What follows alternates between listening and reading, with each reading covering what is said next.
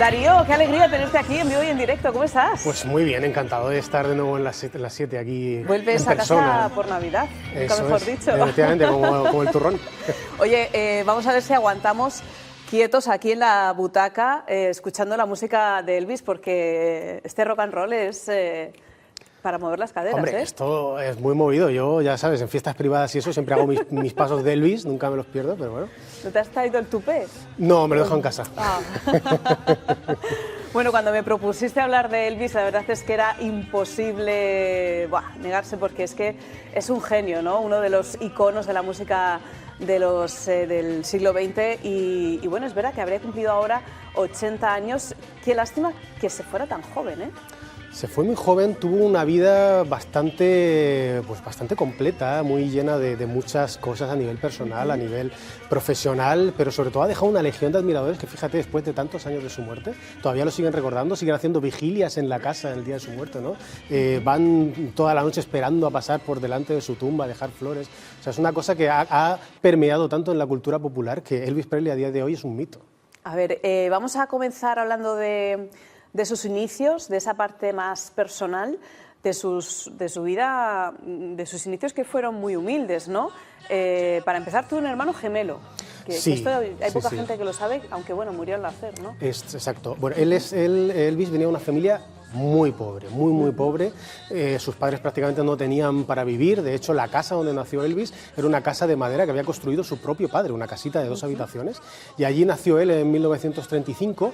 Fue el segundo al nacer de 2 hermanos gemelos. El primero, Jesse Garon, nació fallecido, y él creció precisamente en ese entorno un poco más vulnerable, en el que, de hecho, cambió muchas veces de casa. Su padre pasó en la cárcel 8 meses por un tema de falsificar un cheque, y bueno, pues él tuvo que de alguna forma salir adelante junto a su madre.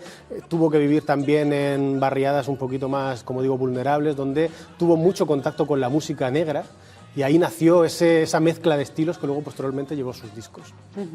¿En qué momento descubre la música o se siente atraído, siente ese flechazo por la música, por el rock and roll en concreto? Bueno, el rock and roll realmente no existía, prácticamente lo creó él. Hay algunos expertos que dicen que no, que ya existía antes y tal.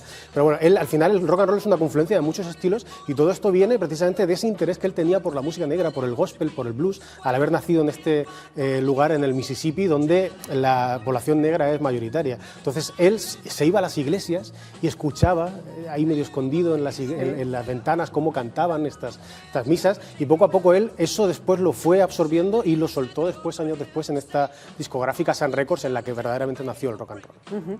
Estarás conmigo que en aquella época era toda una revolución sexual, porque ese movimiento de cadera, aparte él era muy guapo, o sea, tú lo ves ahora y decías qué guapo que era, esa mirada, esos ojos, ese labio, tenía una carga sexual importante, sobre todo para aquella época, ¿no? Sí. Porque ahora, bueno, quizá no estamos más acostumbrados, pero... Ahora lo vemos un poco normal, pero en aquella época, de hecho, incluso sufrió bullying en el instituto. Imagínate un chico que de repente aparece muy delgado, vistiendo con color rosa, siempre cantando canciones... Y ese mono blanco así tan escotado. Claro, luego además él se pintaba los ojos.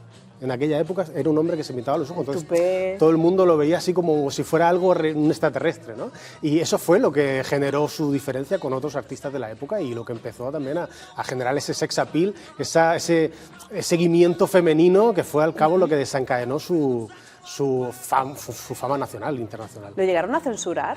Lo llegaron a censurar. Fíjate, las primeras actuaciones que hizo en televisión, la gente, pues en aquella época era muy puritana, entonces el moverse de esa forma, que además él decía, a mí me sale porque es el ritmo que llevo dentro, no es algo que lo haga conscientemente, pero lo veían como gestos sexuales y obscenos, y en algún momento en televisión empezaron a mostrarlo solamente de cintura para arriba. Oye, tú has estado viajando, me ha llamado mucho la atención porque, como me decías, hay un auténtico, bueno, museo en la zona de Memphis y ¿cómo era? Elvislandia. Elvislandia, bueno, yo la llamo así. Y has viajado allí, yo he estado y la verdad allí, es que hay todo un museo y... La ciudad entera es un parque temático de Elvis. Totalmente, o sea, tú llegas en la alucinante. Bill Street, que es la calle principal, está llena de tiendas donde venden todo tipo de recuerdos de Elvis. De hecho, lo que tengo aquí, por ejemplo, esto es la placa No lo ha robado, ¿no? No lo he robado. Esto es la placa de la calle donde vivió Elvis. O sea, imagínate ser tan famoso que cambian el nombre a tu calle y ponen tu propio nombre, que yo sé que la calle María Pina llegará en algún momento. Sí, hombre. Pero bueno, a Elvis le ocurrió y ahí puedes comprar este tipo de placa, ¿no? A ponerlo en tu casa, ¿no? Pues por aquí pasa el Elvis Presley Boulevard. Y está todo lleno.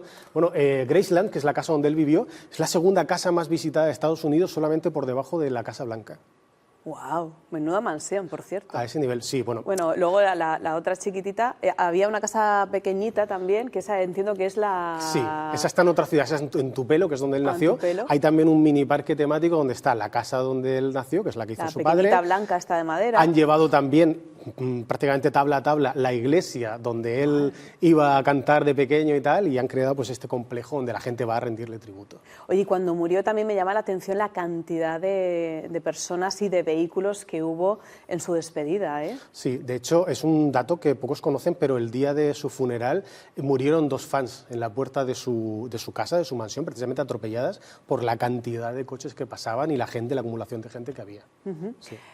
Más que a nivel artístico nos deja un legado, como hemos dicho, muchísimos discos de oro, a nivel artístico todo un icono, pero es verdad que como icono de la música es todo un símbolo, ¿no? Más que, o sea, a nivel musical sí. Ha dejado un sello importante, pero como símbolo, como persona, el tupé, el estilo, la guitarra, la forma de vestir, ha dejado mucha huella, ¿no? Fue el artista que abrió el elenco a todos los demás que llegaron después de él. De hecho, hay una frase muy famosa que dicen que Estados Unidos ha legado a la cultura popular 3 símbolos: Coca-Cola, Mickey Mouse y Elvis Presley, y solamente uno de ellos es un ser humano. O sea, hasta a ese nivel. Oye, ¿sabes si se va a hacer algo especial ahora con motivo de su aniversario, del aniversario? Todos los años siempre... 80 años habría cumplido. Sí, el 8 de enero todos los años siempre hacen una recepción especial para los fans. De hecho, hace 2 años, en esa recepción de cumpleaños que hacen en Graceland, fue la última aparición pública de su hija, de Lisa Marie Presley, que murió unos poquitos días después.